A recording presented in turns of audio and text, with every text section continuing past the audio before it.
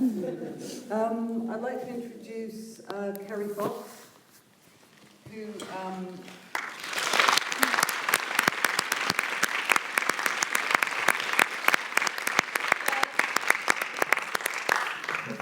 Kerry's an award-winning actress from New Zealand, who has been in Jane Campion's An Angel at My Table, and many things, and is also in an upcoming BBC drama called The Ark, so you need to watch out for that, the end of February, we think? Sometime in February. The BBC are always vague.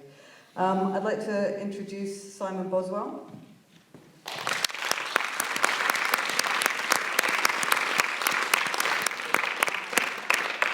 Who has worked extensively with Dario Argento, I think you can tell, and also with a couple of popes, which is hopefully we'll hear about later. He's also got more than 90 films to his credit, and has worked with, as a musician, Blur, the Sex Pistols, Echo and the Bunnymen, many more. Okay, when was Kerry, your son's here who decided not to see it, but when was the last time you saw Shallow Grave? I'm reckoning it was about 10 years ago. It had digitalised, so all cleaned up, the print, well, I suppose digitalised, and they had a screening at the Edinburgh Festival. But I think it might be 10 years ago. And were you impressed by, because and when did you last see it? Well, we're thinking that's when we last saw each other, was at that screening. Okay, so kind of every decade you meet up. And it's impressive. It's the first time I've seen it on the big screen, but it's really impressive, I think, how it's held, apart from the clothes that date it a little bit. It's good still, doesn't it? Yes. I mean, it's surprising because the character of the flat being so significant, being the fourth character in the film, still holds out. I mean, it's certainly of its time, but it still looks pretty cool. Feels pretty cool. Well, yeah, I mean, you're definitely watching the film thinking, I'd like to live there. Yeah. It's the exact objective of Danny. I was going to say, part financed by the tourist board in Scotland. Just to give them a good plug. And Kerry, did you spend, was that the flat you and Ewan and Chris spent a week together, or were you in another? No, another that was a set. That was okay. I don't think we ever actually had a real. We must have had at some point. The stairwell was real, but all of that was set. Because most of the budget went on that. Most of the £1 million budget went on the set. And it was slightly bigger, exaggerated. And obviously, in theory, walls could move, but that was too time-consuming and costly, so none of the walls ever moved anyway. And I don't know, they rented a flat for us to live in, to rehearse for a week, which meant I just did all the cooking. And what else? I mean, you were supposed to, did you watch films together? Did Danny give you a list of films to watch? We went out a lot, you know. I was supposed to spend a night overnight in the A&E. I must have been there for many hours. On a Saturday night in Edinburgh, which was revolting, obviously, and we just went to movies, and then we rehearsed and improvised, and we did things together to try and unite. Actually, that's the thing when I see it, you know, when I've seen it, or even bits. We had a really good time. I mean, what's not to love? Chris Eccleston and Ewan McGregor. And did you? When I say did you watch films? Did you watch specific films? Because I know that Danny, like maybe all the Coen brothers over till then. So long ago. I mean, obviously we watched The Wicker Man. I honestly can't remember what we watched. Okay. And Simon, when did you become involved? I mean, after it had been shot. And perhaps some clue as to the movies that Danny was watching probably is in him hiring me, because when I first met with him, they were editing the film in London. And I think Danny contacted me because I had worked with the Italian horror director Dario Argento, of which there are several echoes in the film. Looking now, the stairwell is a shot looking downwards. And the kind of red colours when they're out burying the bodies and stuff. And then Danny also, one of his main inputs to my score was this sort of woodblock sound, which is, he said he wanted that to be like Kurosawa, like a Japanese film. So maybe those are 2 clues there. Okay, and so what did you go in the edit with him and sit and watch the I film? didn't. I mean, he showed me a little bit whilst they were editing it, but then he just said, wait till what they call locked picture, and then get on with it really. And then did he give you a free rein apart from those 2 bits? Very, very much so. Yes. I mean, the songs were an important part of it for Danny, as they became even more so, somewhat to my chagrin, when I was working with them to begin with on Trainspotting as well. But yes, the songs, he had very specific songs in mind, but the score was, he let me get on with it. Okay, and did he consult you about Nina Simone, for example? Did he say, I want to use this, what do you think? Pretty much said that that's what he wanted. The only input I had was the opening titles music, which is by Left Field, and they sent me various mixes of it, and I edited that together to fit what they shot at the beginning. Okay. And Kerry, you worked with him before on Mr. Rose Virgins, which was the Nina Simone was my favourite song. It's brilliant. It still sounds fantastic today. But Kerry, you'd worked with Danny on Mr. Rose Virgins, which was how many? It was maybe. Well, they cut it differently. I mean, it was originally 4, but I've also seen it as 3. Yeah. How fashion changes. Is it fashion on TV? You know how you have to have a 2-parter or a 3-parter or a 4-parter or a 5-parter, depending on the year. And so I know they've delivered it in different formats. Okay, but when you'd worked with him on that with Kathy Burke and Burke Leah Williams and Minnie Driver and Jonathan Price. Yes, which is a great cast. But I remember you saying that you were particularly impressed by you were impressed by working with Danny. But I remember saying that you managed to get a room of 20 babies to sleep all at once. Yeah, Tell us that story. It was sort of funny because it was the first time I'd worked in the UK and was working in Manchester, which was mind-blowing to me, coming from such a small place with only wooden houses, and being there and the weight of the buildings and the rain and the scale of a BBC production and the fact that we would wait. We'd wait and wait and wait and wait and wait for many hours for the rain to stop to get the shot, which doesn't seem to happen nowadays. But he was very patient, very knew where to spend his money, his time, and was very, very determined to get a single shot of 20 babies asleep. And so just waited until they were all asleep, and then took the shot. Which was incredible because the idea was that in those days they must have used opium, I suppose, on the babies. I mean, not when we were shooting, obviously. Well, good idea. You were manipulative, but in a good way. Oh, all directors are great and manipulators. That's one of their great skills. But can you explain a little bit more about how that actually works with Danny in particular? Danny's an incredibly enthusiastic, energetic man. I remember one of his rules is he won't sit down at work because everyone else is working, so how dare he, sit on his ass sort of thing. It even goes from the thing I learned at drama school was your role as a director is to get everyone else to think it was their idea. And he encourages people to do their best, deliver their best, and then is conscious that he can choose.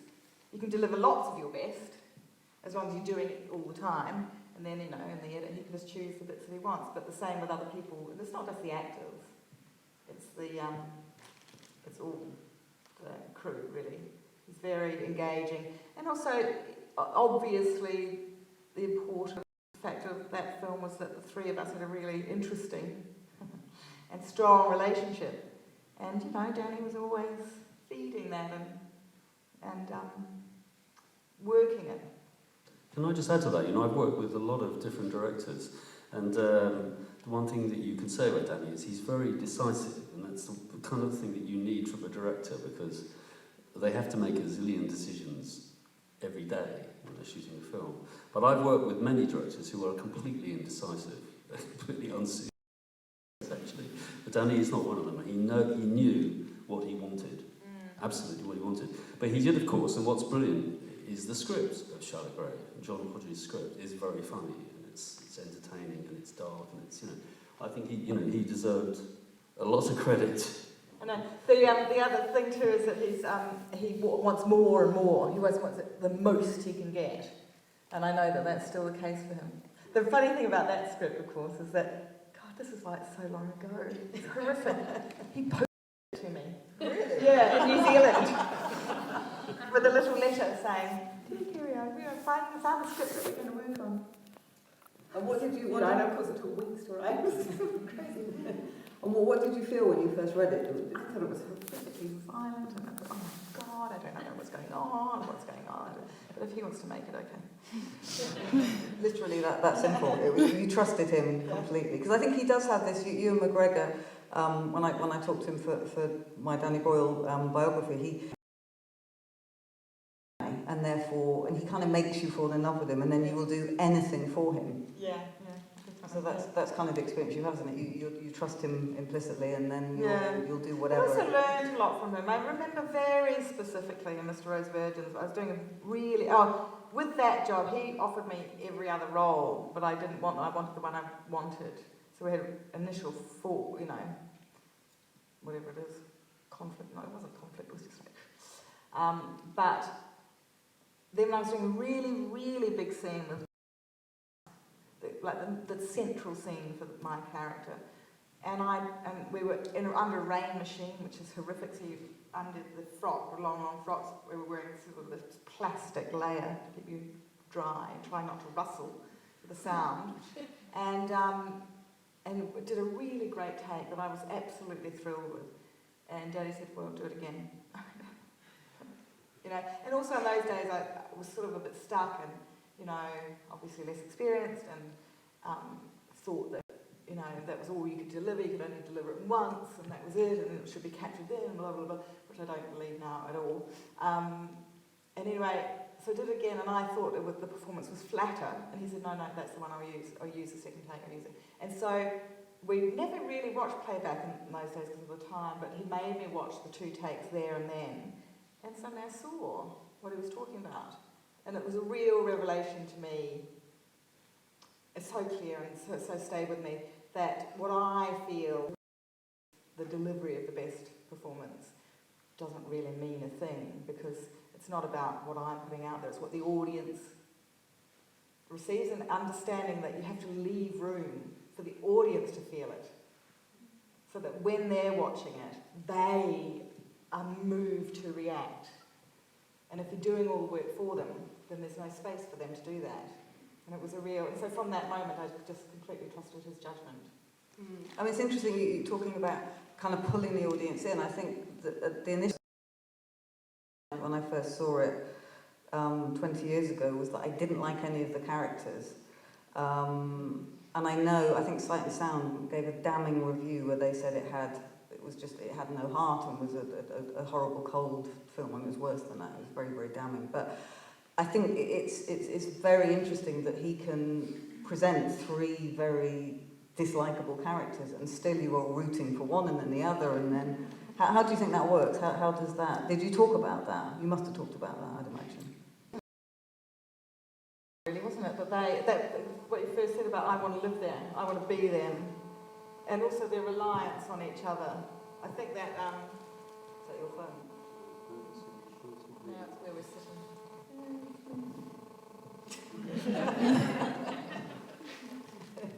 I'll go back here. Here we go. That I think the dancing, the Kaylee scene where you see their relationship in the outside world and how much they rely on each other, and how, for instance, Julie to keep to the life she wants. It's sort of it's weird. It's a weird but entangled but intense relationship. Yeah. I don't know, I felt very ambivalent all the way through working on it. Exactly as you said, I didn't like any of the characters, which kind of made it harder for me, musically speaking, so I took a slightly detached point of view. And I do think that the film is and was of its time, in the sense that it was kind of a style statement in the way it looked. It looked amazing. It was very, very kind of great. All the shafts of light coming through the loft, for which Brian Tufano, the cinematographer, should take a lot of credit for the way it looked. But I didn't like it. I was working on it because I didn't like. There's no one I could really engage with. And I didn't find it particularly redeemed. I found it redeemed in some crazy way by, you know, the Happy Heart song on the end, you know, which, you know, was kind of fun, you know, and I sort of, yeah, that's the only sort of criticism I have of it, is that it's not. Yeah, I mean, the reviews talked of it as freezing and cruel emptiness at the film's heart. I think there is an element of that, but I think it's interesting, Danny, are we all buzzing? I don't know. Not buzzing in that way. Maybe spot one light. Sorry about that. I think it feels like right. Thank you. I think I forgot my question then, of course. Oh yes, no, Danny's also talked about it being a political film, but there's still been a comment on kind of post-Thatcher Britain. Is that something that you were, what are you pulling a face for? Oh no, greed. Yeah, greed. Yeah, And, yeah. and I certainly felt like that at the time. You know, in that stage when I was, I suppose, growing up, the real awareness of suddenly this new opportunity for wealth. You know, at the time when I had been at university and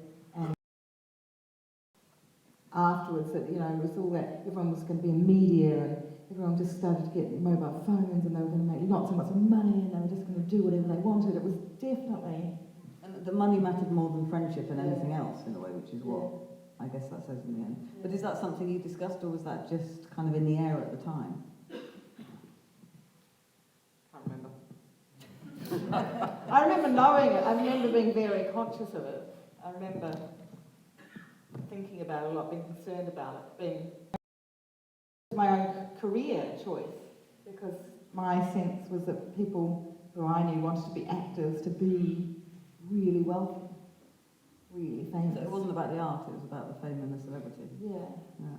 Which is hard to believe now because we've become so obsessed as a nation with celebrity, but it was like that then, even. Yeah.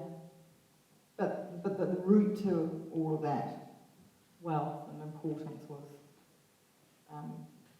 performance or, you know, choices. Okay.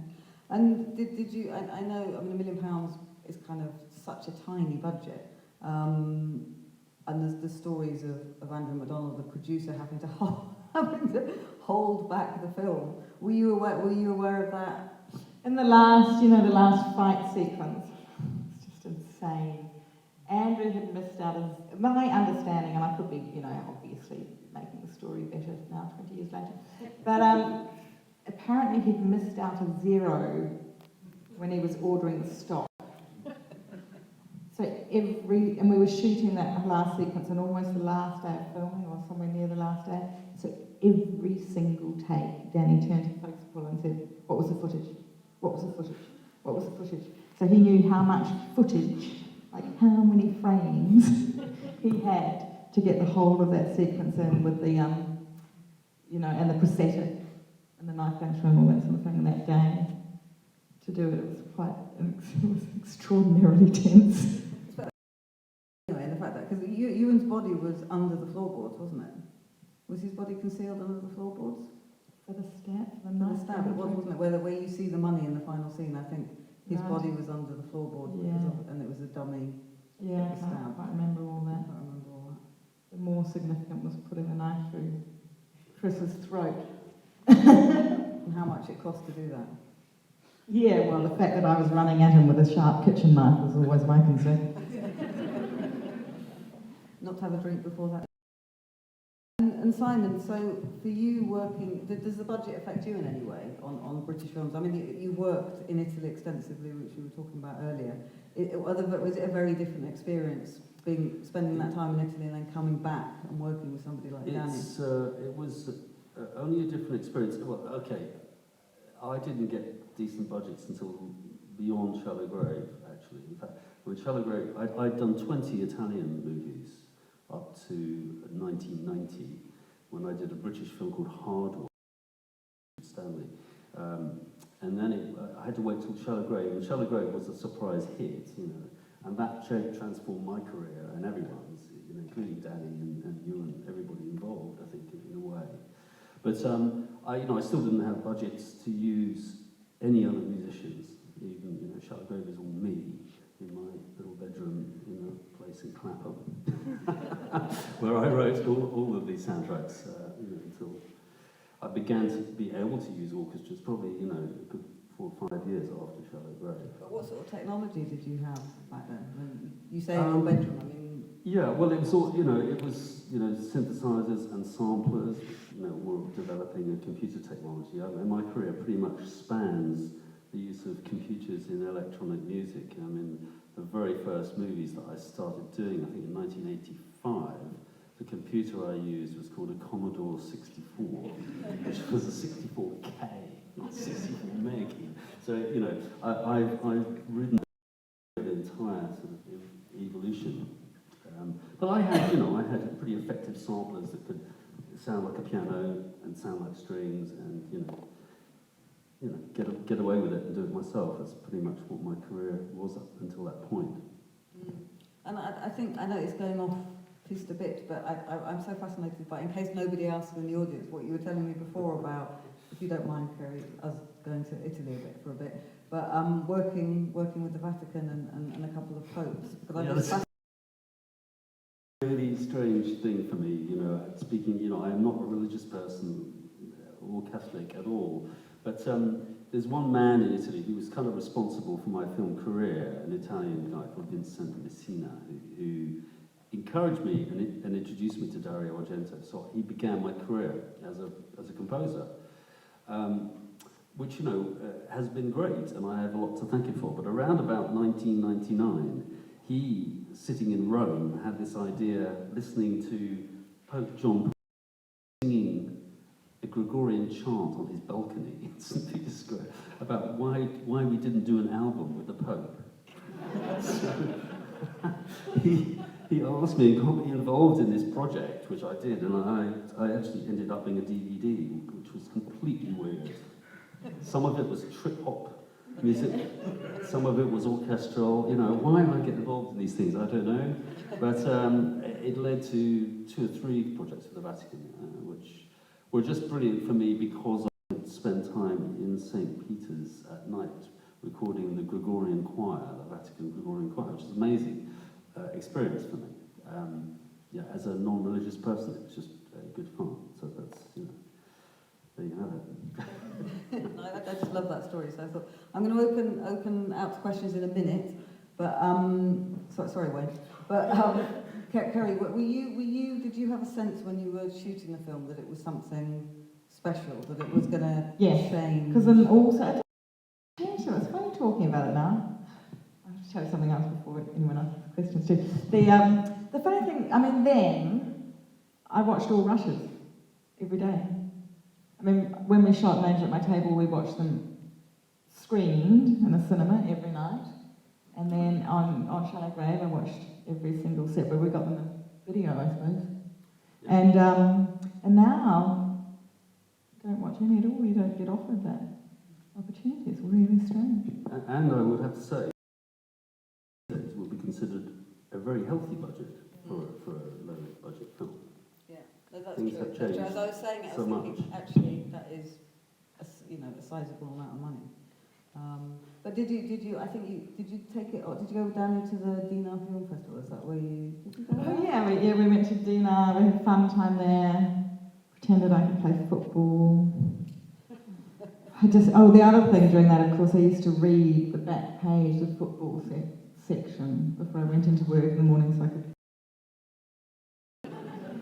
We went to Sundance. This is what because recently I've been trawling through old photos, physical sleeves of photos, and looking through them, and I found all these really funny ones on set. Hilarious one of Danny stabbing Ewan, and then me and Danny and Andrew and John Hodge at Sundance, and Ewan there as well, all trying to be really cool, and in LA being really cool. And of course that's John Hodge, isn't it? With Rebus sitting on the sofa being the secondary cop. And then Owen Welsh had a small part in Trainspotting, didn't he? Then he had this kind of ongoing joke that he would get the writers into But not the composers, sadly. No, Danny and I kind of fell out during Trainspotting. Oh, did you? Well, yeah, kind of, yeah. Because, I was working on the film whilst they were shooting it. There was, in particular, a scene, I don't want to talk about Trainspotting a lot, but there was a scene in the script where one of the characters has an air rifle and is shooting at kids in the park or something. And is obsessed with James Bond. Benson and Sick Boy, yeah. Yeah, is obsessed with James Bond. And they realised they couldn't use the James Bond theme because in the script he's playing the James Bond theme as he's shooting at people. So I was working on a different, I think the Avengers theme, we decided. I was doing that. And then we talked about whether there should be original music in it. And I went to an early screening of it, where I met Ewan McGregor. I hadn't met Shadowgrave. Ewan, by the way, I met sitting on the pavement outside the screening with his head in his hands. He was so freaked out by Trainspotting and how brilliant it was, I guess, and how it's going to change his life, which it did. I became very friendly with Ewan subsequently. But Danny decided to kind of be Martin Scorsese and do it all with songs in Trainspotting, which you can't fault in a way. And his choices of songs were brilliant and are in Shadowgrave too. That maybe score could have been more effective than a song which you end up just, tapping your feet to when the emotion's gone somewhere else. But so we didn't have a kind of falling out, but I guess that's the price you pay for a singular vision, isn't it? well, absolutely. Because he's so totally almost myopic about what he wants. Yeah, that's right. It's a director's prerogative to do what they want. So. But anyway, we won't go into all that. I like the idea of Ewan there with his head in his hands. Okay. It's very dark here. Can we have the lights up, please? Can I borrow you? Yeah. If you could. Yeah, you will.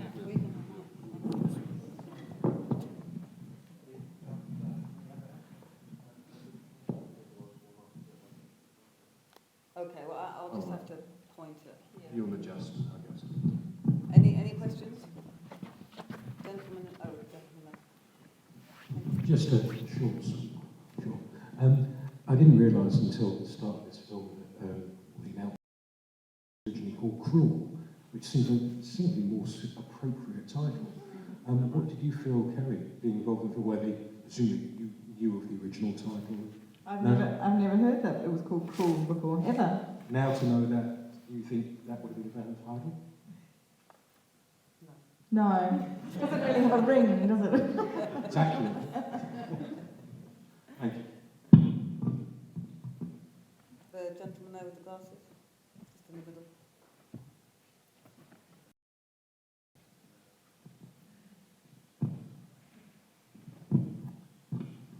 Yes, hello. Earlier said that Simon, you once worked with the Sex Pistols. Well, that's a slight misnomer to say that. I met and knew the Sex Pistols when they were the Sex Pistols, and was particularly friendly with Glenn Matlock, who was the original bass player, who then kind of got turfed out. So I worked with Glenn on various projects. I've met and had arguments with all of them. Well, not really. Just during punk rock days, I was around on that kind of scene. But it's interesting actually because I wanted to be a rock star. I was in a band, but none of my bands were successful. And so I went on and became a film composer, which ironically gets you to work with more bands than anything else, because film producers want to have famous names, want you to work with bands, because bands deadlines, bands sit around getting drunk and stuff. So film composers are seen to be quite organised people. So I've often been employed to kind of, get bands to deliver a song or to do something interesting for a movie. So I kind of got my revenge on the world that way. Thank you. Thank you. Sorry, it's incredibly difficult to see. I think there's somebody with a hand up there. I can't see anyone's gender, sorry, I'm going to risk. It's a young lady here.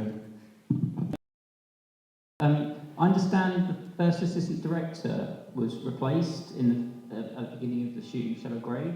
Does that ring any bells, and did it affect the performances? I can't remember.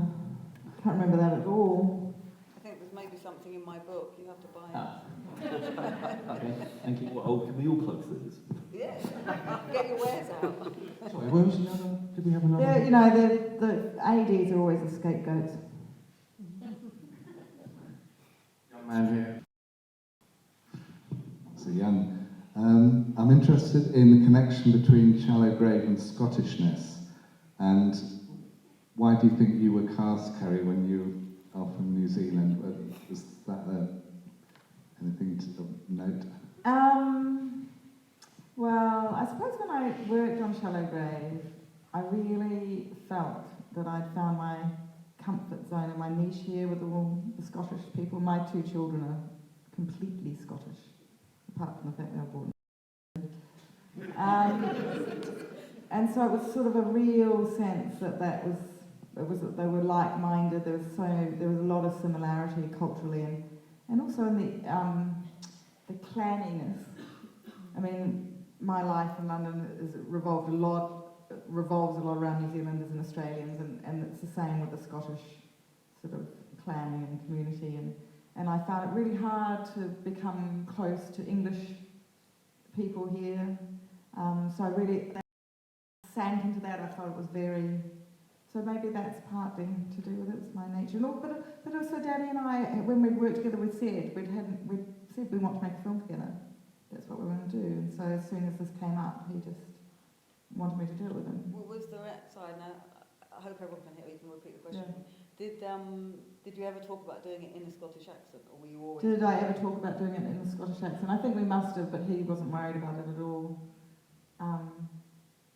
But I did. The first screening actually was when it was being sold. And it was when Robert Jones picked it up for Polygram and sold it. And somebody, it was one of Andrew McDonald's relatives said to me, "Great Scottish accent."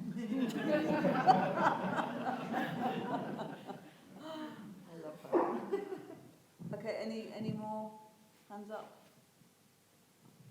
Come on, guys. No hands. There's one over here. Oh, one Down go there. here. Front. We'll come to you in a second. So after that question, do you feel you have a real affinity for Edinburgh now? After me. An affinity for Edinburgh. Yeah. Well, Eric was just saying today, let's move to Edinburgh. It's so much cheaper. You only pay 40p in parking for an hour. Let's do it. I'm thinking that actually probably it's the same relationship people have with Charlotte Grave and Scottishness as they do with Andy Murray. When he wins, it's... Okay, the gentleman here, way at the front. Thank you. How was, in the fight sequence, the stabbing in the neck achieved? Well, He's a Time Lord who just came back. yeah. There's a few stories surrounding that. Because my son's here, I don't think I can tell you the best one, sadly. We had a stunt coordinator, and they're all like really tough and cool and big black guy, fantastic. But also doing stunts and violence makes you really wound up and a bit out of control and overexcited. And by the time I'd done Shallow Grave, I knew enough to just stay really calm, really focused. So all of the rehearsal, just did it very gently, just by numbers, counted it through. And Danny wanted all of the stunts to be really real. That's why, we tried to use things like the fridge door and the toaster. And then so this big stunt, he came up to me and said, "Now, when you do the take, you've got to really make us believe that you were really angry." And I went, "Yeah." It was like, and then after the first take that I did, he just was over the moon, But it was tricky because the prosthetic took so long, and when you had so many goes at it, they had a little trigger that, that must have had a connector that must have gone around the back of his shoulder, I suppose. So the whole front of his throat was prosthetic with the point would flick out at the right moment. But the issue for me is that I was holding a real knife and running in heels towards him as fast as I possibly could. And no. And so I came up with the idea that I knew that if I put contact on him, put my left hand on him, and then I'd know where he was. And it would just have to whack him as hard as I could in the back so that his head flicked forward. But I had the knife facing backwards so that when I pulled the knife out, it looked like it had come out of his throat again. And of course we had to get the timing right where the point came out and the point went out, the point flew out and the point came back. Extraction. Yeah, we're lucky we only did it in 2 takes. Thank you. And did Chris trust you? Did Chris Eccleston trust you? Well, he had to. There were nothing said before. It was just. I mean, were you corpsing a lot in those scenes, or were you literally? No, there's too much at risk. You can't muck around. You know. You have to be really, really in control. Because the adrenaline, like you say, is yeah. constant, isn't it? So, well, this is going to embarrass my son, but anyway, as soon as I worked up at the first take, whipped the knife out, blood poured everywhere, including out of me. Just like got my period, just like blood everywhere. Very funny biological response. Any more questions? We've just got time for one more. One more. Come on, one more. John, where are you? I'll put you on the spot. That guy there. It's a question for Simon. Do you prefer doing like full scores for films, or do you like mixing it up like that, where there's other songs in it as well as full score? Is something? It's a good question. I have an ambivalent relationship to there being songs in movies. I mean, I think, you know, it's 50-50. Sometimes they really work. Sometimes they seem to be just part of a marketing strategy for making an album that they can sell in later. I like them to the extent that the whole thing doesn't depend on me, because writing a full score, especially if you have to write for like a 70-piece orchestra or something, is a lot of work and a lot of responsibility. So it's kind of good if there are key songs, I think, through it that are kind of shorthand for people and how they're supposed to be feeling. One thing I do want to say, by the way, and this is a shameless plug for me, which is that I'm re-releasing a lot of my soundtracks on my own label, and Shallow Grave is on my list to do this year, releasing the score again, and also some of the work which I did later using music from Shallow Grave, and with Ewan McGregor, who came in and did kind of new voices on tracks on my album, which is ready for sale, called Close Your Eyes. It sounds shameless, doesn't it? Is that through your website? That's right, yeah, through my website, yeah. Kerry, anything you'd like to tell us about? Oh, I've got a fantastic film. I did a film this year. tiny budget film. I'm only saying it because I've got a bit of a disappointment last week where it wasn't, which made me a bit sad, so I'm just telling you my post-Christmas blue. Called Patrick's Day, an Irish film about a woman who has a schizophrenic son who attempts to eradicate the memory from his mind. And I've seen it recently. It was just locked off. It wasn't, fully finished. But I was really thrilled with it. I was thrilled with it. And when's that out? Do you know? Goodness only knows. Okay, well, watch out for it. But it's little, it's one of those ones that who wants to see the film? Okay, that sounds okay. I'd like to thank. I'll give you the mic. I'd like to thank Wayne Innes for producing, and Simon Boswell, Kerry Fox. Thank you very much.